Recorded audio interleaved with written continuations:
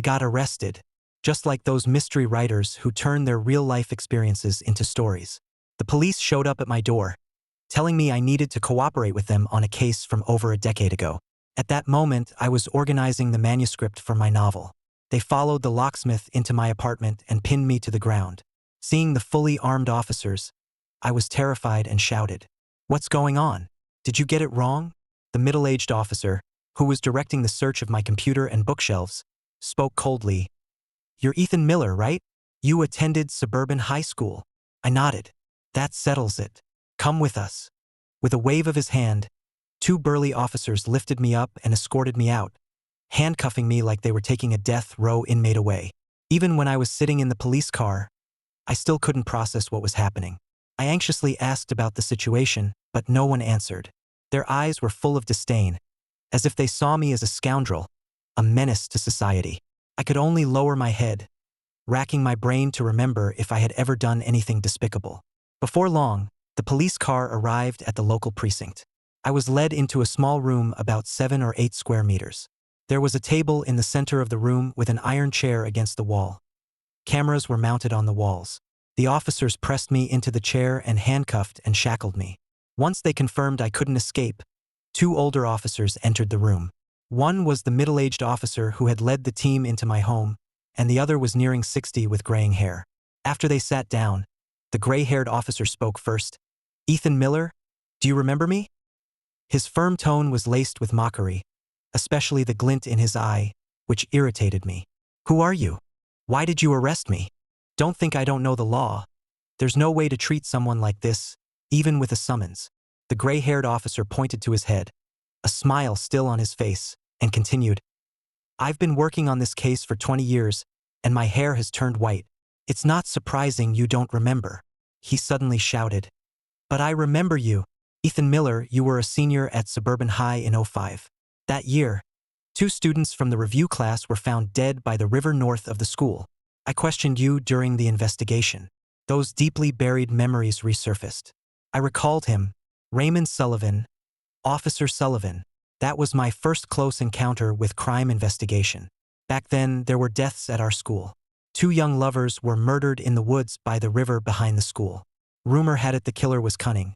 Not only did they kill them, but they also used rocks to bind the bodies and sink them to the bottom of the river. Later, the police questioned all the misbehaved students from our school, as well as those who had contact with the victims. I was one of them, and my suspicion was particularly strong, because everyone knew I often skipped evening study sessions to stroll by the river. Some even reported to the police that on the night the couple was killed, I had been drinking heavily and visited the river, thinking that I was being accused of something 20 years old with no basis. I grew impatient. Wasn't everything cleared up back then? It has nothing to do with me. Besides, it's been 20 years. Why are you coming after me now? Raymond Sullivan sneered. Murder cases will always be solved. Don't say 20 years, 30 or 40 years. As long as I'm alive, I'll keep pursuing it. What does this have to do with me? I'm innocent, I angrily retorted. After all, I hadn't done anything wrong. Raymond Sullivan stood up, his hands bracing the table, his sharp gaze fixed intently on me. Are you really innocent? If we didn't have evidence, we wouldn't have arrested you. Hearing that, I felt like laughing. It's amusing. I'd love to hear what evidence you have that made you come after me again after 20 years. Perhaps my attitude was off, because Raymond Sullivan slammed his hand on the table. The middle-aged officer stood up and helped Raymond sit back down. I got this, sir. You shouldn't get worked up. You have heart issues. After calming Raymond down, the middle-aged officer introduced himself. My name is Victor Reynolds. I'm the captain of the 3rd Squad, Investigation Division, Criminal Investigation Brigade. You can call me Officer Reynolds or just Victor. I grumbled. Can I call you Spring? I thought I could anger him. Instead, Victor Reynolds remained cheerful. If you like, sure. Names are just labels for addressing each other. After all, turns out I was facing a smiling tiger, and I found it most challenging to deal with smiling tigers, because you never know when they'll strike. So I chose to remain silent. Seeing I wasn't speaking, Victor Reynolds began lightly stroking the files on the table. He maintained his friendly demeanor, smiling as he spoke, with his blue-framed glasses giving him a scholarly look. We police officers aren't as rough as you write in your stories. Without solid evidence, we wouldn't arrest you lightly. You're right on one point. The case happened 20 years ago, and the forensic technology back then was indeed backward. The only clues were the blood and skin found in the female victim's mouth. No witnesses at all. Victor Reynolds sighed. But this case has been a thorn in my mentor's side. As a junior, I couldn't help but be concerned about it. He flipped through the files and suddenly took out a sheet, handing it to me. Look, isn't this something you wrote? When I looked up, I saw it was the outline of my novels. Stories about perfect crimes, wrong turns, confessions. Victor Reynolds lit a cigarette and offered it to me. Have a smoke. I've read your stories. The characters often smoke, so I assume you're a smoker. Indeed, I smoke 2 or 3 packs a day, especially when I'm writing. However, at that moment, the cigarette lost its appeal. I looked at Victor Reynolds blankly. What exactly do you want to say? Victor Reynolds saw I wasn't interested in the cigarette, so he extinguished it and leaned back, smiling. Instead of rushing to the point, he started chatting about everyday things. Do you believe in fate? My mentor has been chasing this case for half his life, worrying to the point his hair turned white. Unfortunately, there were never any new leads. He paused before continuing. It just so happens that recently, someone called 911 saying they saw an online novel that seemed to glorify murder, and the details were so real it felt like the author must have actually committed crimes. Victor Reynolds chuckled at this point. He walked back to his desk and pulled out another file. Let me show you. Across different parts of the country, our 911 dispatch centers received 16 similar tips. If it were just a couple, we might have thought it was a joke. But 16 calls about the same person? Even I'm curious now. Victor Reynolds' expression turned cold, and his smile was unnerving. I nervously swallowed. I was just writing fiction. Victor Reynolds seemed not to hear me, continuing as if on his own. So many tips raised the alert. They analyzed the content and guessed the location might be around here, which is how this came to our attention. If another team had received it, they might have just laughed it off. But it happened to be me. I know my mentor's obsession and the case he's been fixated on for 20 years. Victor Reynolds' smile vanished. He abruptly grabbed my collar, his piercing gaze locking onto mine through his glasses. You're smarter than I thought, combining fact and fiction, changing the names of everyone involved and weaving descriptions into multiple stories. Someone unaware might think it's just a story, but I'm a cop. I know every detail of that 20-year-old case. Now I'll give you a chance to confess. Admit your guilt, Ethan Miller. Victor Reynolds' voice was icy and seemed to penetrate the soul. I muttered, bewildered. Confess? What do I have to confess? I didn't kill anyone. Still not admitting? Victor Reynolds released my collar, looking at me like a jester. He adjusted his sleeve and pushed his glasses back into place. As his glasses moved, his expression quickly switched back to his typical cheerful demeanor, like a master of changing faces. All right, since you're choosing to persist, let's chat. I have plenty of time for you, after all. I particularly detested his smiling tiger face. Just seeing it made me feel sick. I retorted with disdain. You're sure you have all the time in the world? Don't think I don't know the law. The Criminal Procedure Act clearly states that the period for summoning a suspect who doesn't need to be detained typically doesn't exceed 12 hours. It also guarantees the suspect's meals and necessary rest time, and prohibits the use of continuous summoning or detention to effectively confine a suspect. Victor Reynolds clapped his hands. You recite legal articles quite well. I've reviewed your stories, they often include that phrase. But you've forgotten a crucial point. Victor Reynolds' tone suddenly turned cold. In Article 82 of the Criminal Procedure Act, the public security organs can detain a suspect in specific situations, such as when there is evidence proving criminal behavior or criminal evidence is discovered. After finishing, Victor Reynolds sneered. Now do you still think I don't have time? Evidence. Where is it? You can't seriously think your fictional writing is enough evidence. Victor Reynolds chuckled and turned to Raymond Sullivan. Mentor, this guy is quite naive. Does he really think we've made no progress after 20 years? Raymond Sullivan sneered continuously.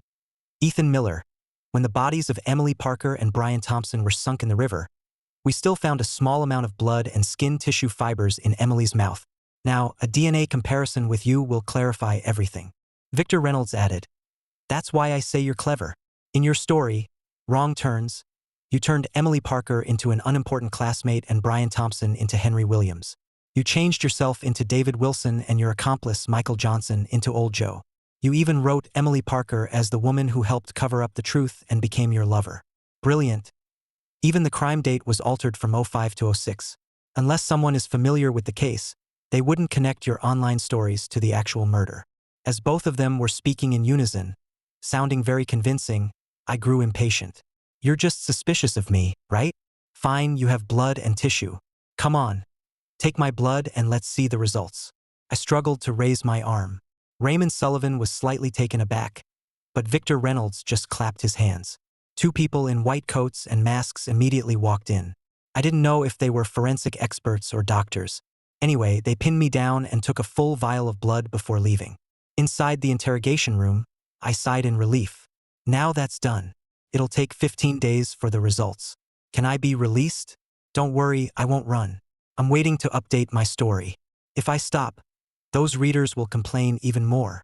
As a struggling writer, I worry about my stats all day and fear being urged to post more. So I just want to go back and update, because I know I didn't do anything 20 years ago. If you didn't do something, you shouldn't fear shadows. Victor Reynolds replied, "You can't leave. Let's chat instead. Besides, in our city's current state, a DNA comparison result won't take 15 days. How long will it take?" My heart rose to my throat. Just one day. I arranged for it to be rushed. After all, in this situation, there's no need to follow the strict data comparison procedures. Victor Reynolds seemed confident. I gritted my teeth, angry. Fine. I'll wait. Raymond Sullivan snorted. The situation now isn't about you waiting. It's that you can't leave at all. His words made it sound like I was the killer. I sneered. Okay. I'd love to hear if you have any other evidence besides blood and body tissue. Without more evidence, I can file a complaint at any moment. As I spoke, I pointed at the cameras on the wall. As a mystery writer, I'm aware that at least one of these cameras links directly to the provincial headquarters. The purpose is to prevent severe interrogations, violent law enforcement, or other coercive methods. As long as I'm in the interrogation room, I don't believe they dare to frame me openly. Victor Reynolds nodded at the thick stack of files on the table. Don't rush. I have plenty of evidence here, which I can explain slowly. Cut the act. It's just a delay tactic. I scoffed with disdain. Victor Reynolds pulled out a yellowed file from a nearby bag and placed it on the table. Tell me again, on the night of June 8, 2005, from 10 p.m. to 12 a.m., where were you and what did you do? I retorted. First, please tell me where you were from noon to 1 p.m. last year and what you were doing? Before Victor Reynolds responded, Raymond Sullivan had lost his patience and slammed the table. It's us asking you. I also got angry. Is this questioning? Can you even recall the details of a case 20 years old? You used to interrogate me, didn't you? Tell me what color clothes I wore during that interrogation, whether I wore sneakers or running shoes, and if I had earrings. Raymond Sullivan was left speechless by my barrage of questions. It was a fact. If I asked him about the first time he interrogated me, where it was and what questions he asked, he would remember. After all, it was a case he'd chased for 20 years, deeply etched in his memory. However, if I asked him something unrelated to the case, he would definitely not remember. That's just how the brain's self-protection mechanism works. Memories fade unless they're strengthened under specific situations or environments. As a suspect who wasn't the killer, I naturally wouldn't recall what happened on June 8, 20 years ago. Victor Reynolds seemed to anticipate my response and skipped the topic of the night of the crime, changing the subject instead. You must have really liked Emily Parker, right? Just like in your story, Wrong Turns, you wrote that Tina Lewis helped David Wilson cover up his crime. In the end, they were meant to be, got married, and had a child. Too bad. Perhaps you also know it was all just a dream. You even wrote that Tina Lewis died in a car accident while pregnant. Before I could defend myself, Victor Reynolds' eyes flickered with a hint of longing. What a beautiful yet twisted love story. You killed her, yet in your book, it turned into a romance. Was it guilt? Victor Reynolds' tone was 3 parts sympathetic, 3 parts commiserative, and 4 parts confident. Cursed loudly.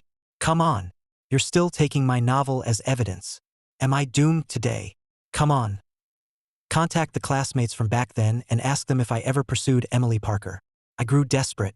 This guy clearly didn't do his homework and was presuming my story was based on personal experience. He was trying to trap me into a confession. What guilt? I've got no reason to feel guilty.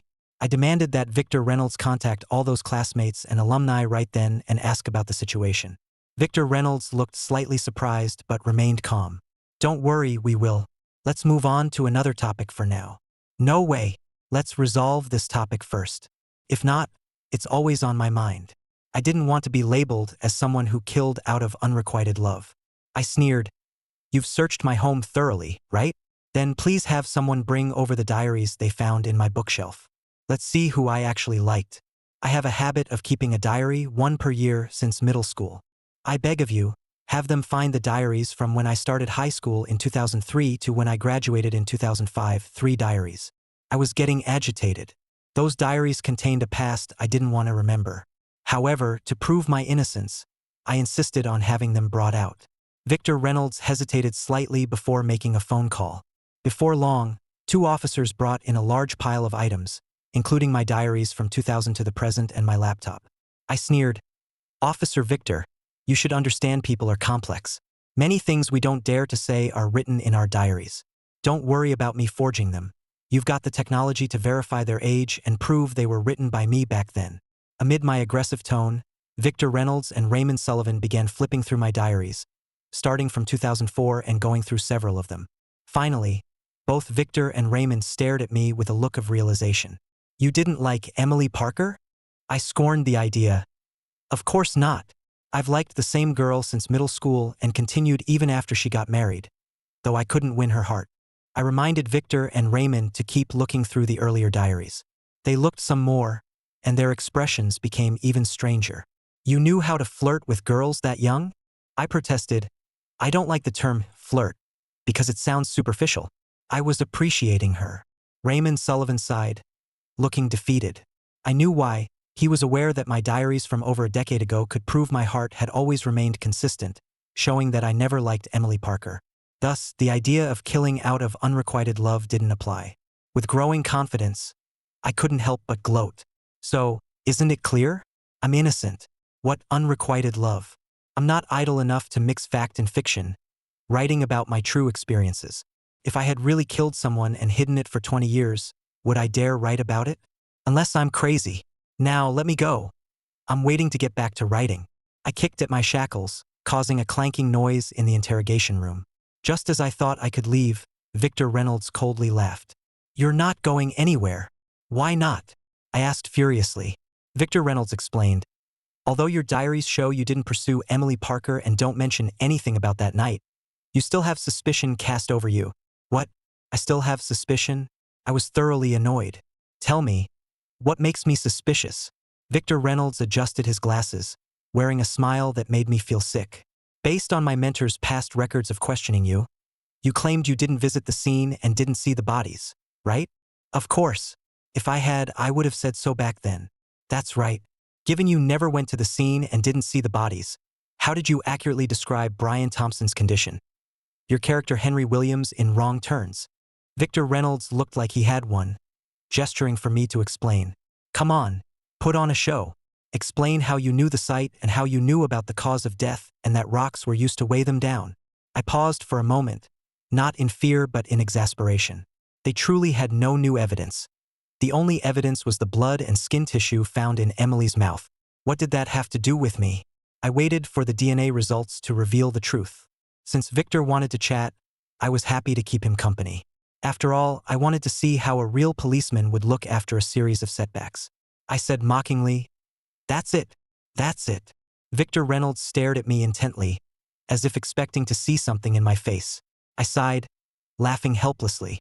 Officer Victor, please turn on the computer in front of you. The password is 6 sixes. After he turned it on, I continued, Can you check the browser history and my chat records on Duba and Wangsanyian? Oh, first look at when I published the story and filter the history based on that time. It'll be faster. I watched with a smile, mimicking Victor's earlier expression. I was waiting for the show to begin. As predicted, Victor Reynolds and Raymond Sullivan looked through all the browsing records and AI chat logs in about half an hour. Their faces changed, looking as if they had swallowed something foul. I laughed loudly, leaning forward and backward. How's that? Are you shocked? My officer Victor, my officer Raymond, they must be joking, right? That lead and evidence were all just nonsense. I teased Victor Reynolds. Can you tell me how it feels to go from being confident to being completely off track? I want to remember that for my writing. The interrogation room echoed with my laughter. I was triumphant because I was sure that once they saw those records, everything would be cleared up. I was innocent. The reason I could accurately describe the scene was because of modern technology. In the internet age, there are plenty of chatty people. Perhaps Raymond Sullivan never leaked details about the case, but that doesn't mean the victims' families or the young officers involved wouldn't boast about it online. As someone seeking realism, I did my homework. Victor Reynolds wasn't smiling anymore. He stared at me intensely. You've successfully dodged another critical question. I scoffed. It's not dodging, it's fate. I told you I'm innocent. How can basing a story on a real-life case be illegal? Raymond Sullivan breathed heavily, pressing his hand against his chest as if he was in pain. I understood his feelings. A dedicated officer who spent 20 years chasing a case, only to have his hopes dashed once more. Victor Reynolds noticed this too and nervously supported Raymond. Mentor, maybe you should go rest. I'll handle this. Raymond Sullivan trembled as he took some emergency heart medication, but he was resolute in his gaze. No, we still have evidence. He's the killer. I sneered. Even now, you're still stubborn? Those diaries and records aren't enough to prove my innocence. Raymond Sullivan countered. While your diaries show you didn't like Emily Parker, they can't prove you didn't commit an impulsive crime. After all, you were young and energetic back then, and it's possible for someone like you to act impulsively. You weren't a model student either, often hanging out in society. I objected. Stop. Questioning is one thing, but let's not make personal attacks. If you elevate this to character issues, I won't take it. Can you guarantee you never made mistakes when you were young? Raymond Sullivan was left speechless. At his age, he had definitely been more reckless in his youth. Victor Reynolds tapped the table. Do not divert the topic, suspect. My mentor's point is simple. Your diaries may be fine, but your browsing history could be fabricated. I looked at Victor calmly. Is that so? I'd love to hear why you think I would create fake browsing records. Did I have foreknowledge that you'd arrest me? Victor Reynolds didn't flinch from my gaze, countering coldly. All this might have been planned ahead of time. I understand the mindset of criminals. After hiding a secret for 20 years, someone might want to finally reveal it, especially since you're a novelist. 20 years later, wouldn't you want to confess somehow? He continued sharply. It's very possible that you wanted to reveal the secrets buried in your heart, but also wanted to cover up your crime. So you prepared in advance. Just as you said, you might have anticipated that once the article spread, we'd eventually find out. That's why you deliberately searched related content extensively. For today, after speaking, Victor Reynolds' tone shifted, and he asked pointedly, why did you keep such a long browsing history on your computer? Wouldn't it slow it down? The conversation looped back to previous topics. I was too lazy to explain because I understood that once they were convinced I was the killer, no explanation would matter until more concrete evidence surfaced. They wouldn't believe my explanations. Instead, they'd believe everything was pre-planned to cover my tracks. So I chose silence. No matter what questions they asked, I refused to speak.